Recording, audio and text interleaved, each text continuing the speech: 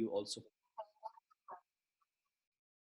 Okay, so Dr. Jonathan is a medicine, taking the medicines, OET, and I am now reviewing the letter that you have produced lined up with the OET criteria. Okay, uh, it's very important that we must go over the writing lined up with OET exam criteria, because exam criteria are going to decide that what band score you should be afforded. Your writing should be lined up with the OET exam guidelines and criteria. I'm referring a patient, Miss Anna Hall. That's understandable because you're introducing the patient, 45 years old, female, working as a secondary school teacher. That does not, it's not necessary information to be written for a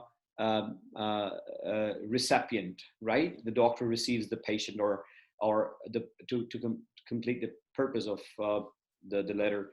And let me just read the question once again. What is the purpose? It says that for further investigation, right? So it's not important for a doctor to learn that which profession she works. It is irrelevant information, consumes the words, but does not really help um, the reader. Earlier today, she presented with complaints of dysphagia.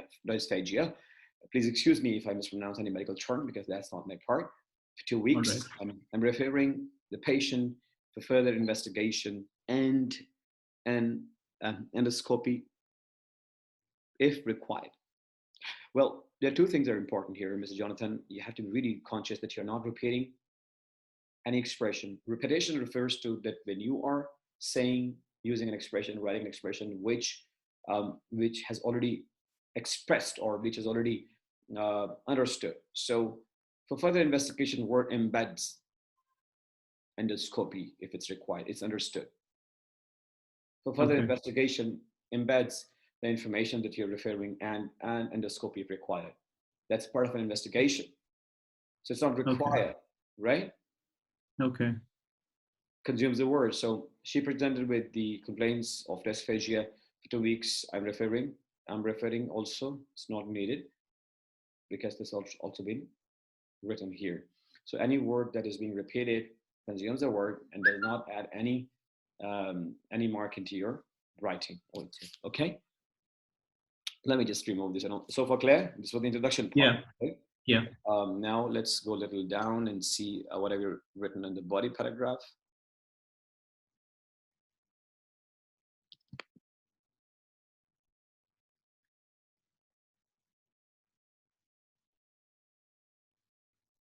I think I need to download it, right? Yeah, the image. Yes, just a second. Yeah. So I can open the whole. That seems to be a good option. There you go. Okay, Ms. Hull's complaint started with the dysphagia and solids, followed by epigastric pain radiating to the level too well. I mean, you could have used an alternate expression. I think this word you have picked up from the notes itself, right? So avoid using something that has already been used in the question. I can't see your screen, actually. I can't see the corrections you're making. All right, just a second. Let me do that again. How about now? Yeah.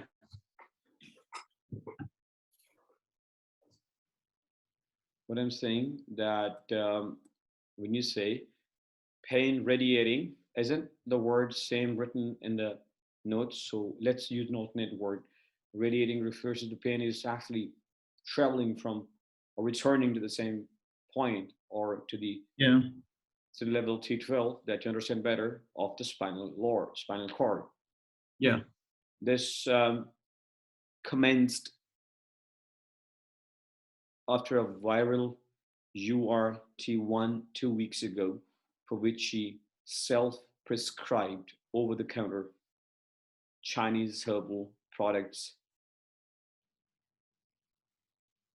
with unknown ingredients. So she has recently increased her coffee consumption and has also started taking aspirin 2 to 3 times a month. She also has lost 1-2 kg in the past 2 weeks.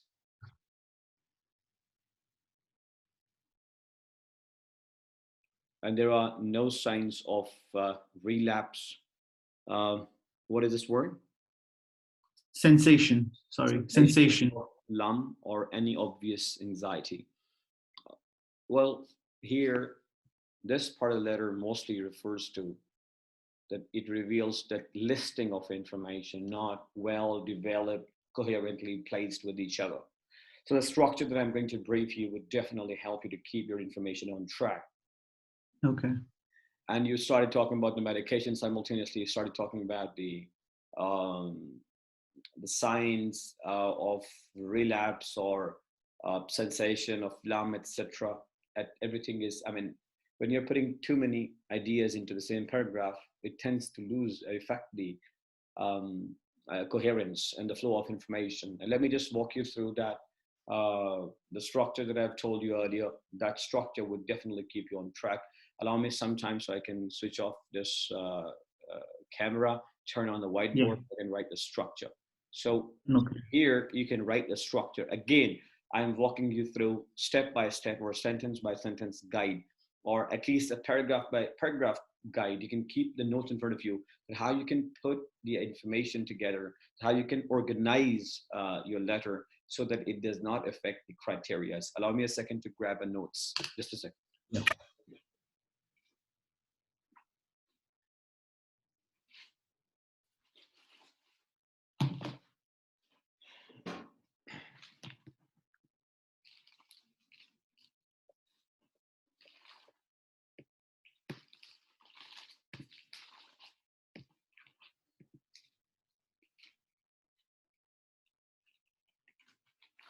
Okay. The structure means that the information. Now you're going to learn the sentence by sentence or paragraph by paragraph structure. Structure means that it will keep you on track.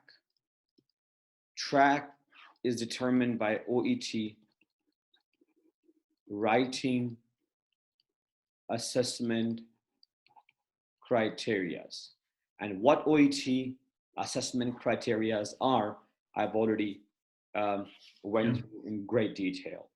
And when you are actually developing your writing lined up with, this is the ultimate objective of scoring high in the OET, that your writing should be lined up with these criteria. That's critical, that's most important.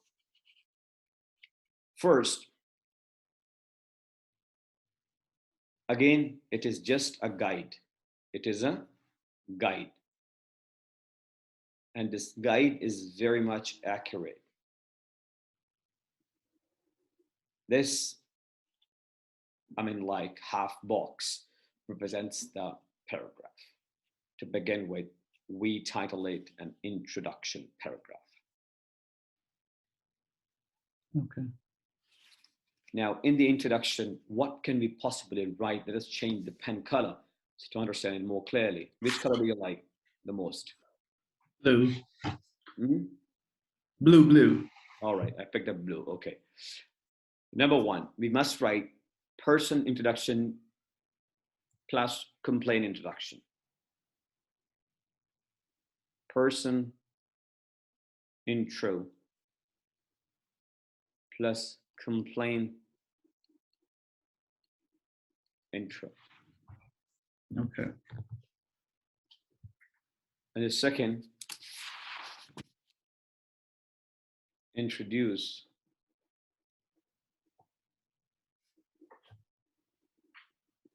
purpose of letter. Okay. Now, logically, when we are writing the introduction, it sets the stage for the writer, for the reader to understand the craft of the writing. So if you start explaining the details in your first paragraph, that will not make well-developed connection between your ideas, and the flow of information would sound not original. So person intro, complaint intro.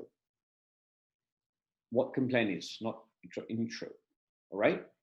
And then once you've done that, you can start writing about introduction to purpose of the letter, which is further investigation, and to whom you write.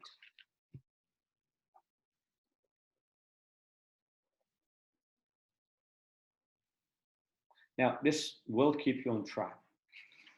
That's how we complete our introduction. Any information in this letter written in extra form doesn't really help.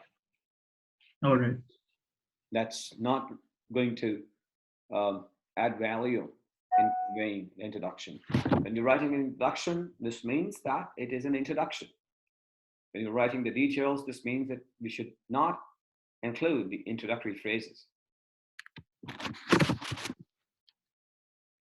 Let's pick up another. Now this is, we turn into a paragraph 2 now. And of course, when we shift paragraph, that tells that we're writing something new. Otherwise, we would not have shifted. That indicates that the writer is picking up the whole new point and going to develop it. That's why we pick up a new paragraph. And usually when we read anything, we tend to observe that when you're reading something in the new paragraph, and we observe that the writer is actually starting off a new point and developing it throughout the paragraph. In the first part, the first sentence, let me pick again. Let me just pick up this eraser for a while. Remove this, pick up annotation again. And let's connect it. Now pick up blue again. And this is again sentence guide. In one sentence, you can write the symptoms. Okay. Symptoms explained. Number 2, introducing relevant information to symptoms.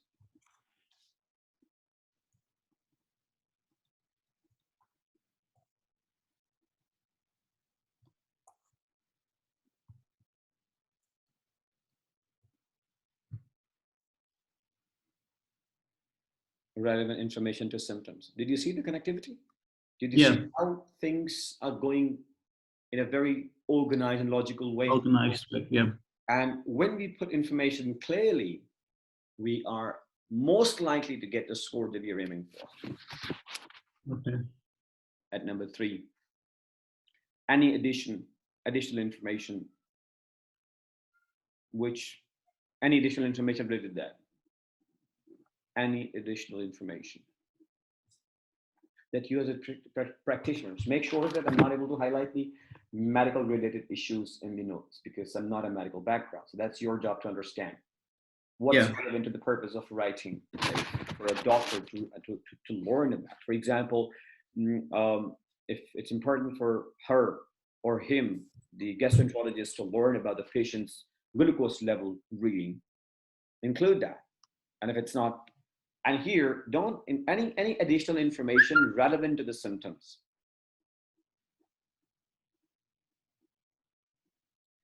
And we can call them less relevant. We can call them a less relevant, which means not extremely relevant, not extremely irrelevant. Here you're writing less relevant. And that's the look. Symptoms explain, relevant information to the symptom, then additional information to these parts. So everything coherently connected to each other and convey the message. All right. And these two form these. If you analyze the information written in this format, see, we can understand that this is so clearly written, and the purpose is clearly served, which is making the reader understand. Clear now? Yeah. I think I don't have margin in the screen to go down, so I can add remove this whatever. Yeah, you can. Right. Yeah. Thank you, Mr. Jonathan. Thank you. So the second part will be called the body, right? Or is that part of the introduction as well? No, of course no. The introduction is the first paragraph. First paragraph. Right? The second. We are into a body paragraph 1, and now we are going to body paragraph 2. 2. Okay. And make sure that you're writing it in order. I have to remove it because I don't have a space left. I'm using a digital pad, so you can. Now we will learn about a body. This can be a body paragraph 2, for example.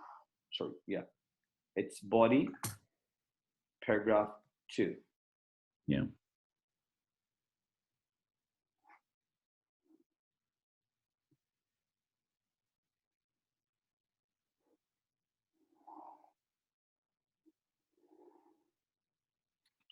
here in sentence 1, additional supporting details of patient.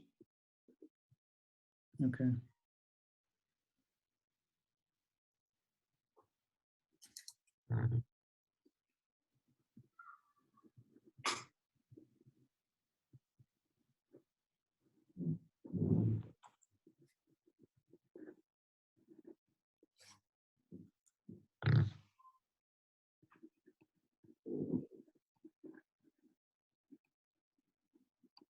Patient. Describe history relevant for doctor.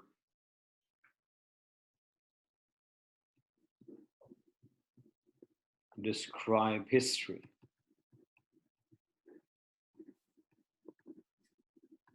relevant for doctor.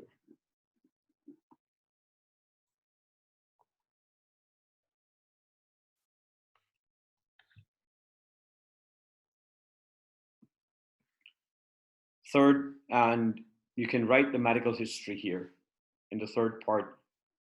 And when you're writing the history, make sure you're writing in a coherent way. Relevant information from social history. Select information relevant to complaint. Relevant information.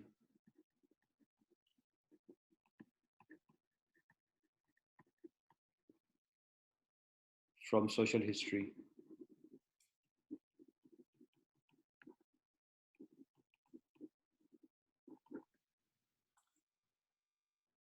Family history. Yeah. But relevant to complaint. Yeah.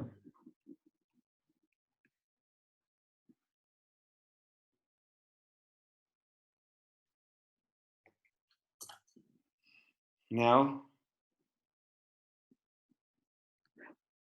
we can call this paragraph that I'm drafting right now.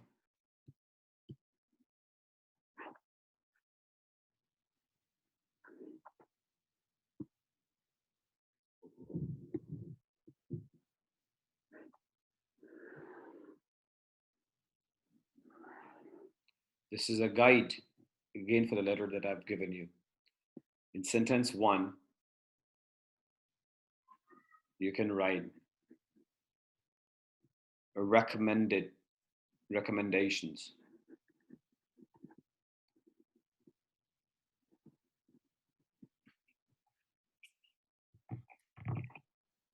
Additional medicines, recommended, or then in the next sentence, you can write about the additional medicines. Meds. And in the last paragraph, this is a blue, a concluding paragraph, you can write, describe what action you want from recipient. What action you want from recipient.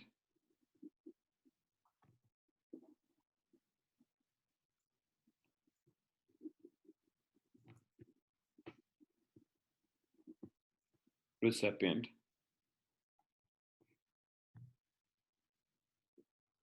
And then in the last sentence, closing remarks. We'll be thankful for your help or whatever. Now, this is how you're going to keep your information.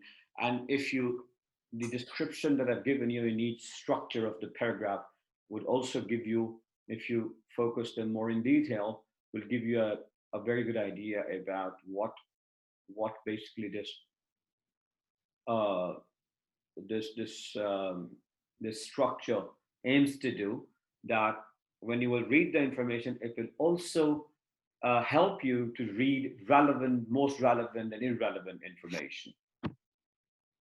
Now, we will also overview that in this letter, which information to be considered most relevant, most irrelevant. We will also review that in a bit detail. Now, can you please, let me just open up the notes here of the letter. Can I remove that annotation? Can I remove this? Yeah, you can. So I think it's more helpful for you to, when you're going structure by structure, and it will improve your understanding and allow you to write it more in a well-crafted way. Mm.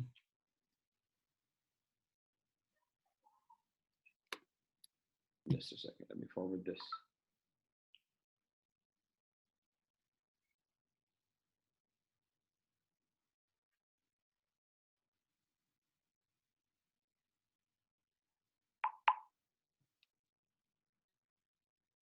Sorry, I forwarded you the same to the forward to the Right. training group.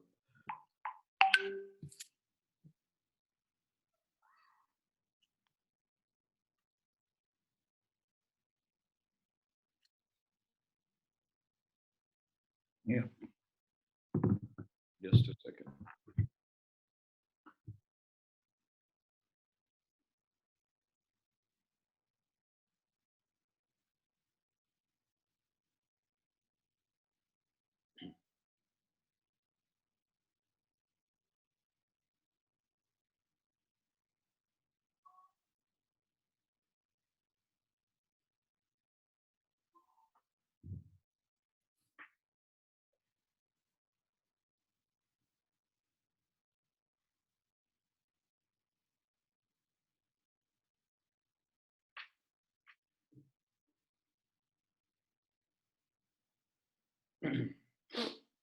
Can you give your feedback about the description that I've just given you?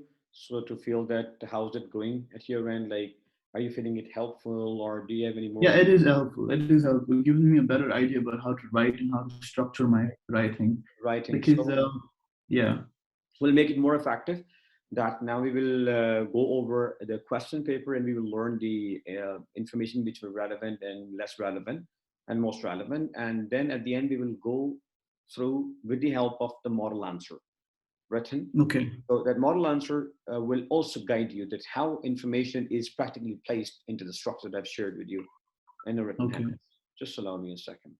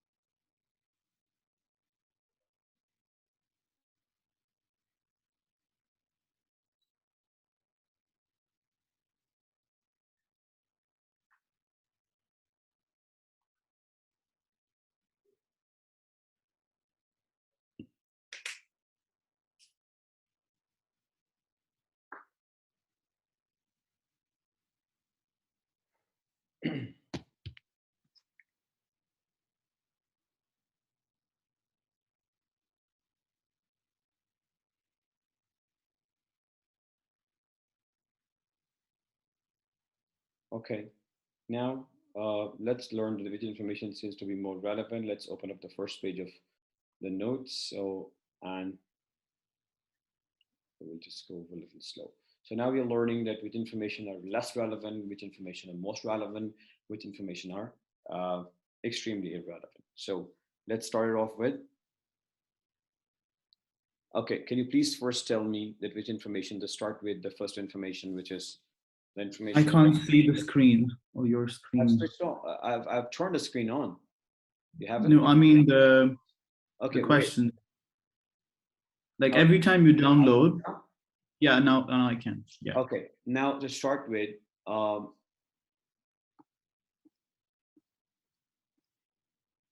and how 19 September 92. What do you think this information? That's relevant because the age of the patient. Okay. What about this one?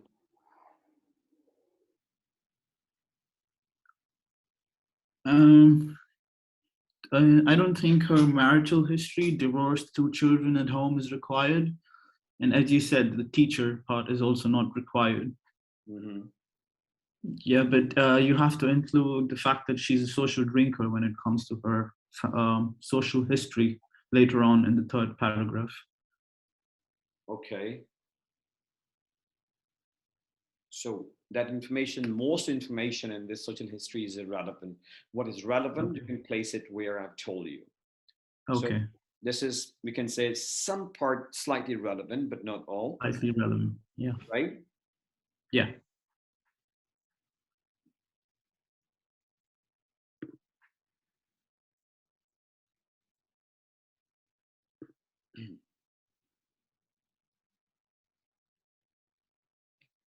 Let's go over this one.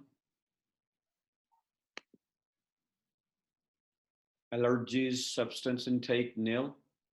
Allergies, pick it up this. Allergies, family history. Which one is relevant? What do you think?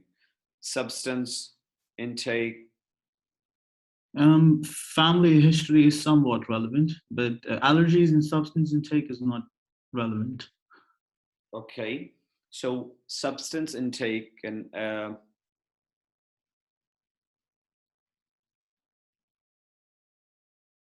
it's not relevant. That's right. But this is extremely relevant. Okay. It is extremely relevant information. Then why it's relevant, think deeply in the history. Or you can say it's in the relevant category.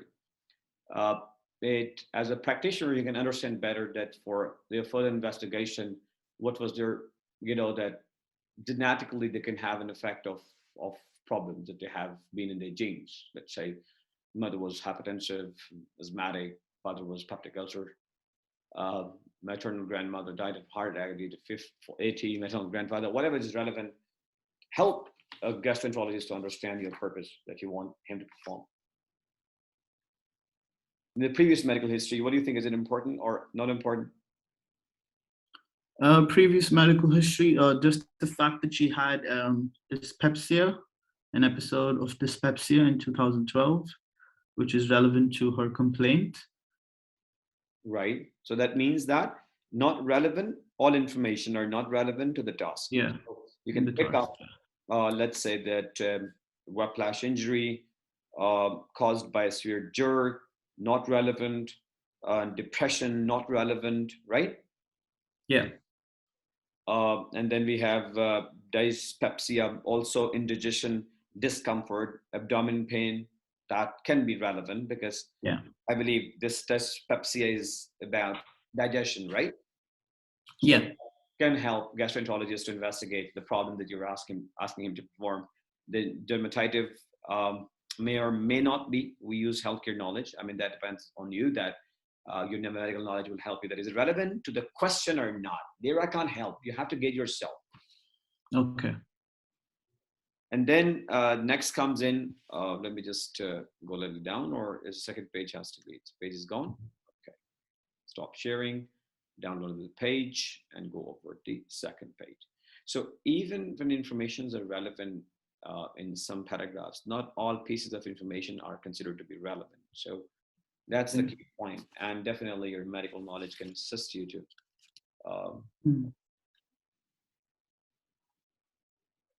Can you look at the screen? Is it? Yeah. View? You can view? Yeah, I can view the screen. Okay, presenting complaint, dysphagia, solids, onset 2 weeks post-viral URTI, controlled Chinese herbal product, no relapse, remittent course, no sensation of lump, anxiety, etc.